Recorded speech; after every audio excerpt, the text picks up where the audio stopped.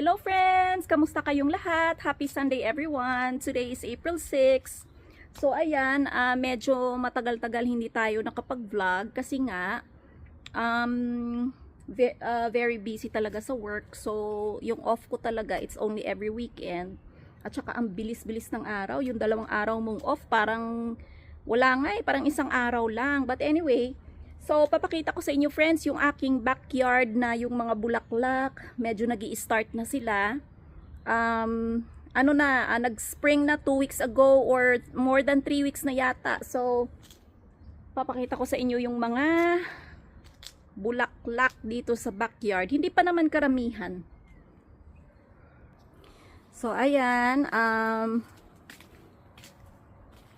ito tinanim ko, tinransfer ko siya nung kahapon lang dyan sa pot. Tapos nilagyan ko dyan ng wreath para pag nag-coffee kami ni mother, ayan, nakaka-relax siya. Tapos pumunta ako kanina sa Korean grocery store, nakita ko to, yung corn. Tinransfer ko siya. Dito siya galing, sa maliliit na cell. Tapos tinransfer ko siya sa malaki-laking container kasi para ano siya, mag-settle down yung roots niya. Ayaw ko pa naman siya i-plant sa sa raised bed doon. Kasi nga, inaano nung squirrel, sinisira nung squirrel. So, ito corn to lahat. Parang 16 corns yata yung binili ko kanina. Tapos ito, jalapeno. So, friends, hindi na ako, last year kasi, usually, I planted it from seeds. Kaya lang, wala na talaga akong time. So, binibili ko na lang na ito na yung itsura niya. Wala na akong time magtanim from seeds. So, yan na. Tomatoes. Ito, yung pangalan niya. Ano ba yan? Genuine beef steak tomato. So, malaki siya. Pang beef steak. Tapos, meron tayong bell pepper. Pero, when I bought this from Lowe's, it was planted in a small container. So, I have to transfer it. As I've said nga, ayoko pa siyang itanim sa raised bed kasi iintayin ko munang lumaki siya before ko siya itanim doon. Kasi nga, pag baby pa, dinidig out ng squirrel. Tapos ito, eggplant, Korean eggplant. So, usually, yung eggplant nila dito sa mga Home Depot, mga Lowe's, yung pa-circle na eggplant. Yung malalaki. Ito, yung pahaba, yung pareha sa Pilipinas. Ayan, more corns. Ito, scallion or spring onions. So, yan. Diyan ko sa nilalagay. Kasi, inaano nga ng squirrel sinisira nila. So, hopefully, hindi sila makaakyat dyan. Nasa table lang siya. So, ang ginagawa ko, bumibili ako ng compost. Tapos, minimix ko sa sa potting mix. Tapos, may compost dyan. Minimix ko. Dito ko siya minimix. Tapos, ilalagay ko sa pot. Yan. Yung mga hellebore. Ito, yung isang ganito, yung isang plant lang, it's $25. So, napakamahal ng hellebore. Kasi, pag habang tumatagal, yung hellebore, parang nag-i-spread siya, tapos nagro-roots, yung maliliit na, katulad nito. 'Di ba? Pwede mo pala siya ma-separate sa mother plant, tapos itatanim mo siya. But, it would take 4 years para magganito at mamulaklak. So, that's why pala, napakamahal ng hellebore. For this, isang plant lang, it's $25. Medyo nagko-collect ako ngayon ng hellebore. Merong parang maroon. Napakaganda nito sa ano, pag nilagay mo sa vase or vase. Pag ano mo siya, cut flower. Ayan. Tapos mga daffodils ko, I planted this last year, October, during fall. So, I can't wait na mag-bloom sila. Ayan. It's been days na ano na, ulan ng ulan. Eh ngayon, parang 5 o'clock na, nag-sunny. So, I took the opportunity para kumuha ng video ngayon. Yan, ng hellebores. Ito, hydrangeas, they're starting. So, ito yung itsura niya. Ito. Yung hydrangeas. Pero blue yung kulay niya. Another hellebore. Hyacinths. Napakabango ng hyacinths. Ayan. Tapos yung mga, ano ko, mga tulips. 2 years na to. 2 years old. Kasi tinanim ko yan 2 years ago. Ayan, mga daffodils. I planted this last year, last fall.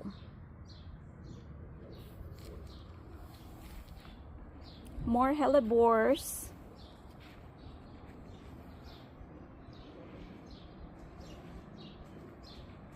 Dito muna tayo sa ano, sa right side. So, naglilinis pa kami ng nanay ko. Hindi matapos-tapos sa 2 araw lang eh.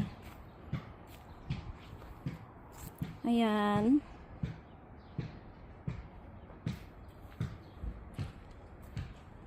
Tapos, ang mga alliums ko, yan. Lumalabas na yung mga alliums. Alliums lahat yan. At saka ito, nakalimutan ko kung ano yan. Hindi ko na matandaan yung mga pangalan. Parang columbine yata. Yeah, columbine. Ito, it's columbine. Tapos, I have David Austin Rose, pero wala pa nga. Mga May to June pa sila. I can't wait for my climbing roses. Ito, friends, binili ko lang to sa Costco. Kailangan ko 2 eh. Kaya lang kanina, wala akong time pumunta sa Costco. So, next time na lang. Ito yung mga tulips. Yung raised bed ko na ano, maraming tulips. 2 raised beds yan.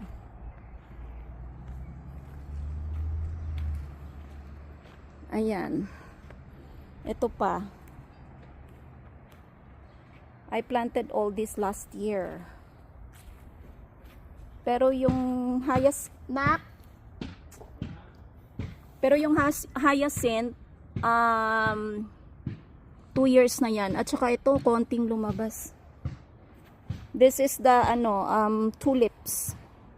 2 sila last year. I planted it fall. Yung anak ko nagbabasketball sa labas. Tsaka ito, parang namatay yata eh. I don't know why. Papalitan ko na lang yan. Pero yung isa, it's still alive. Tapos, thankfully ito. Kasi ang mahal nito eh. This is real. Ano to eh, parang, how much was this? $150 yata yung isang ganito lang.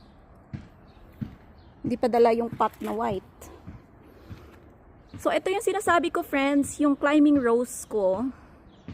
Eden climbing rose. Tingnan nyo naman, oh. Ayan na siya. Papunta na sa taas. Tinatali ko kasi tinitrain ko siya eh.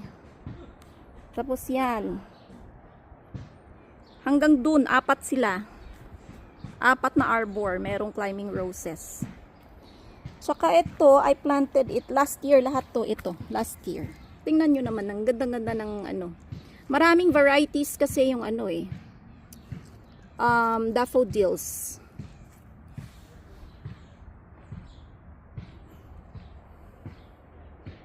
Ayan, climbing roses. Ito na siya. Tapos dito, wala pa akong mga, kasi yung mga veggies ko, Dito ko siya itatanim sa mga raised beds ko. Pag ano na, pag medyo malaki-laki na yung veggies ko. Ito, clematis. Ayan. Mamumulaklak yan. Climbing yan. At saka perennial. Meaning, bumabalik siya every year. Ito siya, oh. Ito yung clematis ko. Parang maroon siya. So, yan. Ito naman, kalimutan ko yung pangalan. Daming pangalan. Hindi na ako full time sa gardening ko. Nakakalimutan ko na. Ano nga? Kalimutan ko. Ito siya eh. Salvia pala. Salvia. Salvia to. Ito salvia siya.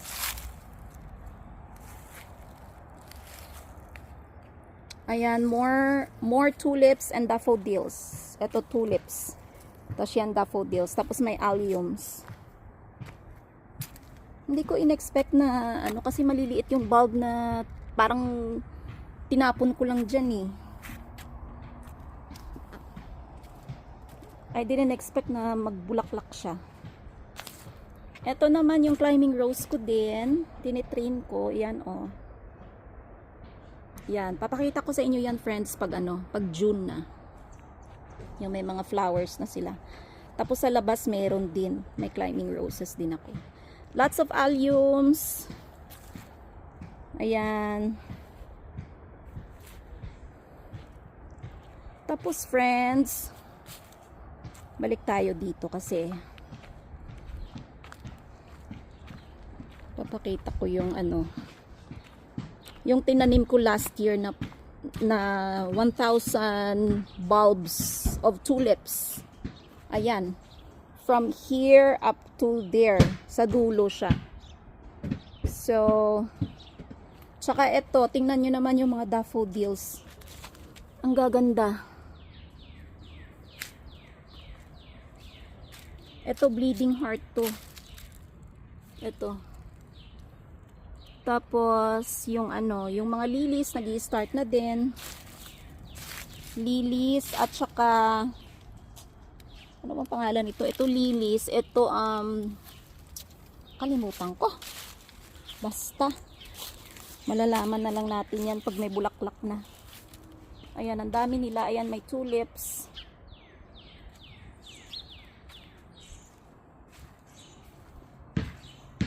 Mateo! Yung anak kong ingay. At saka ito tingnan nyo yung mga tulips ko, may mga bulb na oh. Ay, ang gaganda. Diyos ko po, hindi pa ma-appreciate ngayon kasi nga hindi pa sila nag-bloom. Ayan. Tsaka ito, ang bango-bango nito. Ito, bango-bango. 2 years old na tong mga to. More daffodils. Ito yung itsura niya. Daffodils. Lahat yata ng variety ng daffodils, ang dami kong binili. Tsaka may anemone. Hindi nyo pa kasi friends makikita yung ano, yung bulaklak nila eh. Ito 2 years old na to. Ayan, anemone. Pag mahilig ka sa mga bulaklak at saka kilala mo yung mga pangalan nila, ma-appreciate mo siya. Ayan, foxgloves. Bumili na lang ako kasi nga, sabi ko nga wala akong time magtanim from seeds. Dali pa ano na lang. To make it faster na lang.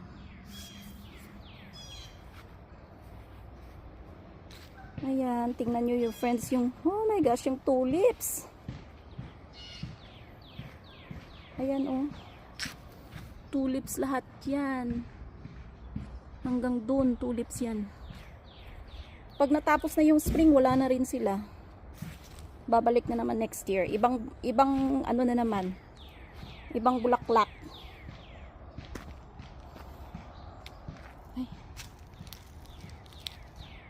Ayan, David Austin roses. Yung roses ko, kinakat ko yan. Kasi ano yan eh, malaki talaga. Pero natutunan ko na i-trim mo pala siya para maraming bulaklak. Pagkatapos mong i-trim during spring, lalagyan mo siya ng compost at saka fertilizer.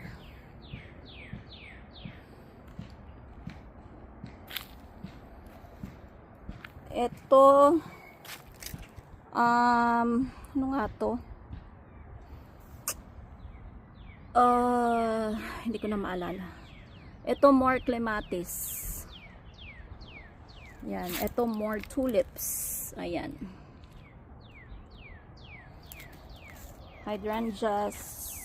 Iris pala, iris. Ito yun. Kailangan yung ano niya, yung ganito niya nakalabas. Tapos yung roots niya, yung maninipis, kailangan sa baba. Nakalabas to kasi ito yung parang, dito siya kumukuha ng nutrients from sunlight. Pupunta dito para magbigay ng bulaklak. Kasi pag nakatago yan, kuminsan di siya namumulaklak. Kasi kailangan niya ng ma-expose to sa sunlight. Itong ano pala, scallions or spring onions, nasusurvive pala sa spring. 3 years old na to. Tanim ng nanay ko from grocery store. Ayan, continuous lang. Nag-harvest siya dyan. Siya naglilinis dyan sa likod kasi wala naman siya. Nasa bahay lang siya eh. So yan mga friends.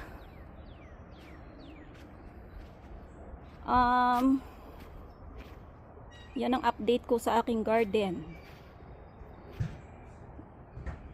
So, medyo wala pa masyado, pero malamig pa rin kasi.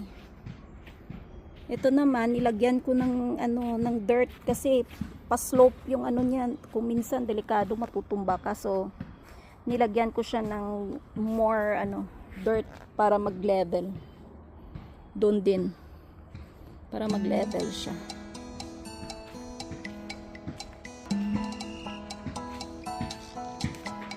Ayan mga friends, so dito na muna tayo sa ngayon. Again friends, quick video lang to. Thank you for watching. See you on to the next one. Take care everyone and God bless. Bye. Happy spring. Bye.